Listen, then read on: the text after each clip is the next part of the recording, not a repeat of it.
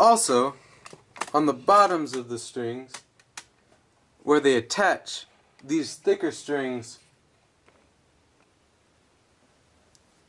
go straight from the thick part of the string here down and onto these nubs which hold on to the strings, just one plain string. However, as you can see on these higher pitched strings, the ones that typically have 3 to a note, they loop around so that 2 strings only technically have 1 wire to them.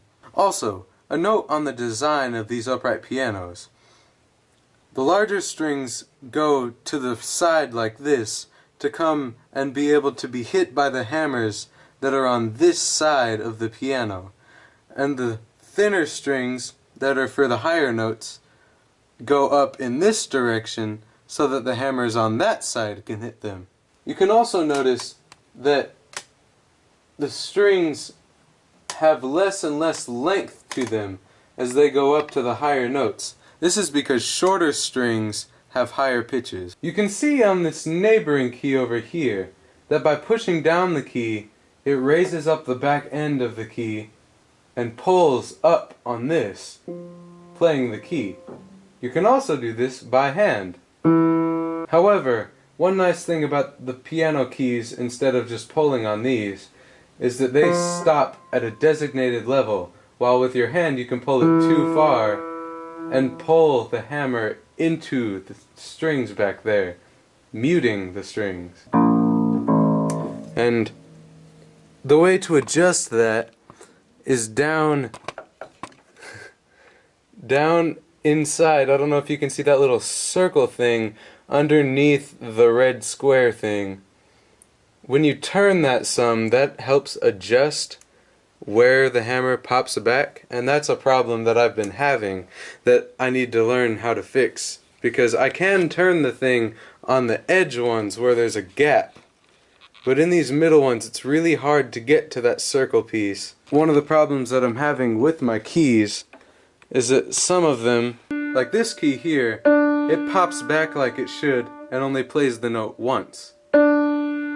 But other keys can hit multiple times and it doesn't sound good when playing it. You may have heard that when I've been playing stuff now and then. And I don't like the sound of it either, but I haven't yet found either tools that are small enough to get down there and to turn those circles, or I haven't figured out how to take apart the stuff around it. It's hard for me to get in there without like breaking stuff. There's some springs involved, and you can see here those little circular things that I was talking about. That piece hits on something else that causes a reaction up higher in the mechanics that tells, well, it doesn't tell, that controls where the hammer pulls back to and when it does and stuff. And some of the strings over here, I need to adjust that little turning knob to make them work better. Because I think one of these two used to have that problem. I don't remember which now.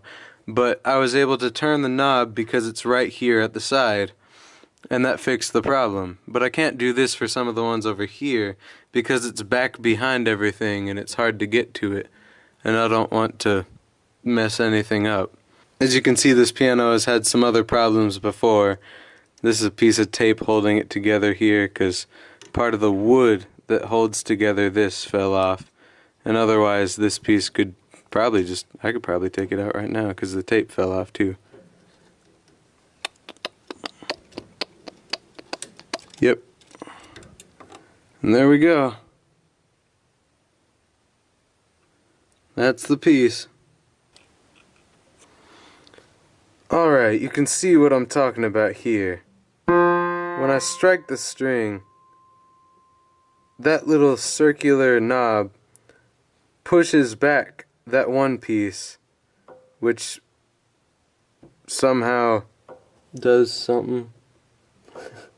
I haven't yet figured out everything of the mechanics of the piano, but I know that somehow that changes how the hammer flicks out and smacks the strings to make the note sound. And it adjusts it to make it either strike harder or less hard, or fickly like the other ones do sometimes.